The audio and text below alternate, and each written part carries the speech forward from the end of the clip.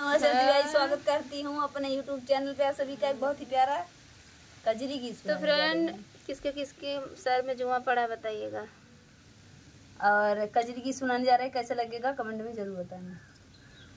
नई कजरी गीत, बहुत ही तड़कता भड़कता कजरी गीत है। आप लोग बहुत ध्यान से और गौर से सुनिएगा, एक एक शब्द पे ध्यान दीजिएगा। अगर शब्द ध्यान में नहीं आए तो फिर फोन करिएगा। एक घंटा पास। आज नई बात हम सुनाई पिया, भाई महंगाई पिया ना। आज नई बात हम सुनाई पिया, आई महंगाई पिया ना।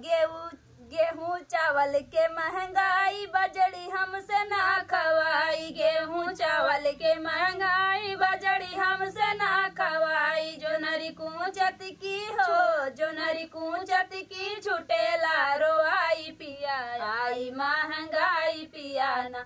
जो नारी कूचत की हो, जो नारी कूचत की छुटेला रोआई पिया, आई महंगाई पिया ना।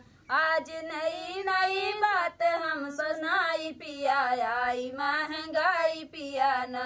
आज नई बात हम सुनाई पिया, आई महंगाई पिया ना। चीनी छेना के महंगाई गुड़ हमसे ना खवाई। चीनी छेना के महंगा गुड़ हमसे ना खवाई। चोटा चाटत की हो, चोटा चाटत की छुटेला रोआई पिया, आई महंगाई पिया ना।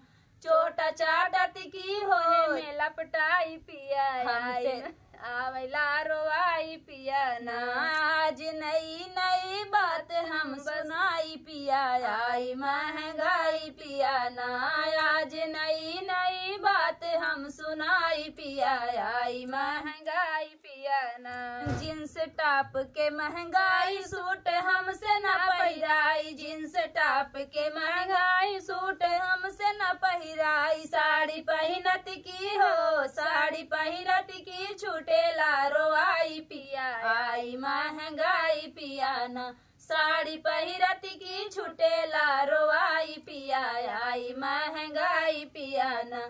आज नई बात हम सुनाई पिया, आई महंगाई पिया ना।